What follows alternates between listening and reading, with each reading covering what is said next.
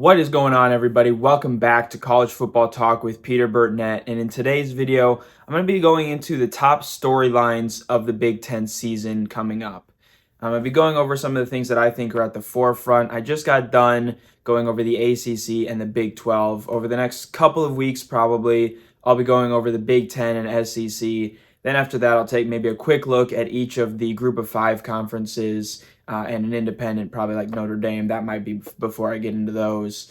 But again, in today's video, I'm going to be starting a series this week on the Big Ten. After this one, my next video is going to be on the teams that are kind of in the fighting for bowl eligibility category that I've been putting teams into in the ACC and Big 12. Then I'll have kind of a middle of the road. I'll probably also have somewhere in there a look at the new teams to the conference. More on that in a second. And then I'll also take a final look, probably in a fourth video this week, on the main contenders in the conference. But again, in today's video, I'm going to get into the top storylines. Before I do, if you go on to enjoy this video, please feel free to leave a like, consider subscribing to the channel, turn on those post notifications so you're always up to date whenever I upload. But this is in no particular order. I think the top storyline has to be, how will the Michigan Wolverines move on from Jim Harbaugh as head coach? They are the defending national champions. So in terms of what has been achieved on the field, they are the best team. However, a lot of what was achieved on the field will be gone this year. A lot of their defense will be gone. However, I think they also benefit from having some of their key contributors back. Some of those main guys, especially on the defensive line, are Mason Graham and Kenneth Grant. Grant didn't start regularly for Michigan last year. He's not technically like one of their returning starters, even though he does have starting experience. Graham was a stalwart in the middle of the defensive line. And both of those guys, I think Graham was the defensive MVP in the Rose Bowl. And if I'm not mistaken, I believe Grant was, or he certainly played to that caliber in the national championship win over Washington. They also have a stud cornerback, probably one of, if not the best in college football, in Will Johnson coming back. And they also will have strong safety Makari Page coming back as a starter. On the offensive side, gone are quarterback J.J. McCarthy and running back Blake Corum. Will it be Alex Orji at quarterback for the Wolverines? Either way, they're going to have a very dependable, highly talented running back in Donovan Edwards coming back. The offense also just returns Edwards, but they also return a key contributor in tight end Colston Loveland and a couple of good receivers in Tyler Morris and Samaj Morgan. Both of those guys were contributors last year. Offensive line is going to be a brand new look. Sharon Moore takes over full-time as the head coach. So there's a lot of questions that need to be answered by this Michigan Wolverines team, but I think they do have the talent to at the very least compete in the Big Ten, but I think they're going to fall short of the two teams that I think are the main storyline in the Big Ten this year, and that's Ohio State and Oregon. And I guess first things first, between those two teams, they will be meeting on October 12th in Eugene. The Buckeyes are going to be going to face the Ducks on the road. That is a huge game to just kind of showcase who is going to be at the forefront of the Big Ten. Michigan has some early tough tests against Texas, against USC before they get into their schedule, and they'll also face both of these teams. But this is the key game to watch for both of these teams. You obviously look at the Buckeyes. They have a lot of guys coming in from the portal. Will Howard at quarterback from Kansas State. Quinshon Judkins joining Travion Henderson coming in from Ole Miss at running back. You have obviously the talented receivers that they have. I could go through the list, and I'll probably save that for that video. But just kind of listing the names, you got Mika Ibuka, Carnell Tate, Jeremiah Smith coming in, the true freshman. And then on the defensive side of the ball, a guy like Denzel Burke coming back, JT Tuimoloau coming back at defensive tackle. There's a lot of guys coming back on the defensive side of the ball for Ohio State, and they also add one of the best cornerbacks, certainly the best freshman cornerback or defensive back last year in Caleb Downs from Alabama. So this team brings in a lot from the transfer portal, but the team that's going to be matching up with them is Dan Lanning's Oregon. The Ducks bring in quarterback Dylan Gabriel. I've talked before about how they're bringing in Dante Moore as well. I think he's maybe more of the future of the Ducks program at quarterback, and Gabriel will be the guy this year after a stellar season at Oklahoma last year.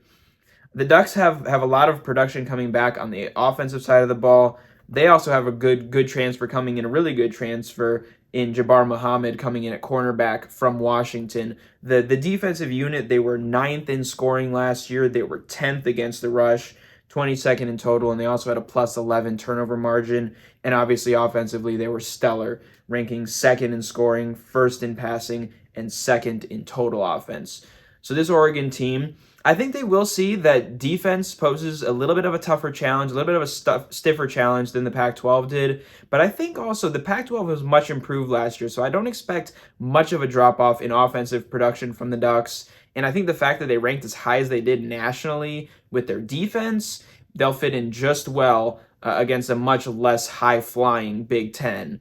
Obviously, they're going to have a team like a Washington coming in. They're going to go against a high-powered attack like Ohio State that can pass the ball over the top like many of those Pac-12 teams did last year. But I think this Ducks team will be able to adjust really well to the Big Ten. I think the fact that they get Ohio State at home, they do face Michigan on the road. That's tough. They'll face Wisconsin on the road in the second to last week of the season before they host Washington on November 30th, actually after a bye week. So their second to last game is at Wisconsin. But these Ducks, I think, have a really good team. I think Ohio State is right there with them. I could honestly, I'll save the final prediction maybe for when I do the contenders video and really dive into both of these teams. But I could see Oregon winning that regular season matchup at Autzen Stadium, and then the Buckeyes maybe taking a potential rematch at Lucas Oil Stadium. But you definitely can't count out the Wolverines. You can't count out Penn State. I think they still have some work to do. I guess that's another storyline. I don't think it's a top one just because of the intrigue of Michigan being the defending national champions, Ohio State, Oregon being, two of the top contenders in college football overall, along with Georgia and Texas. But Penn State also, they host Ohio State. They don't even face Michigan or Oregon. So they have a pretty favorable schedule. They go to USC on the road and Wisconsin after a bye week. Those are back-to-back games. Other than that, and the game at home against Ohio State, I could see the Nittany Lions going 10-2 and having a really good shot at being potentially high enough to host a college football playoff game in the first round. They have some really good guys that I'll save for probably that contender video, but the Nittany Lions also have a good team. Another storyline is, of course, the newbies, the newcomers to the Big Ten, Oregon being one of them, the national runners-up from last year, Washington with a totally retooled, revamped team with Jedd Fisch coming in from Arizona after Kalen DeBoer went to Alabama. So he's going to be bringing in a lot of guys. Washington wasn't as fortunate as Arizona in terms of holding on to their guys. I think they have something like maybe 5 starters coming back this year. USC, probably one of, if not the most disappointing team in college football last year after a 6-0 start, really collapsed down the back half of the season, finishing 7-6. And then UCLA, who loses Chip Kelly to Ohio State. So that is also an interesting storyline as well, just the UCLA, Chip Kelly moving to Ohio State, and those two teams being in the same conference this year.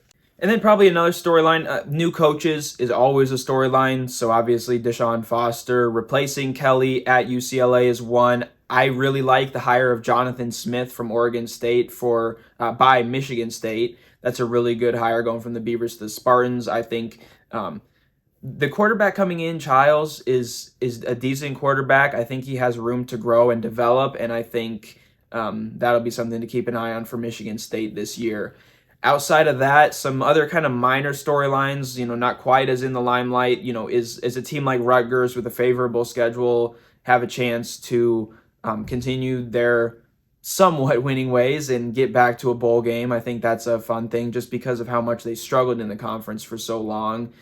How will a team like Nebraska, bringing in Dylan Raiola at quarterback, having a lot of local guys, coming in or already on the team, a lot of speedsters on the offensive side of the ball, especially at receiver, and a solid defense. Teams like Wisconsin and Iowa, will they be able to get into the upper echelon and compete with the Ohio States, the Oregons, the Michigan, and Penn State, or will they kind of be left in that second tier of the conference? I think those are a lot of questions. Again, I'll go into more detail about these teams. If you've seen my ACC and Big 12 videos, you'll know what that looks like. So stay tuned for those videos later this week. But that's all for my quick little look at the top storylines in the Big Ten this year. I'm really excited for Big Ten football this year. I live in Big Ten country. I live in Omaha, and so I do prefer the Big Ten to the SEC, but I am excited for college football in general this year. But thank you so much for sticking around to this point in the video. If you enjoyed, again, please feel free to hit that like button, subscribe, and turn on those post notifications so you're always up to date. But that's all for this episode of College Football Talk. I'm your host, Peter Burtnett, signing out. Peace.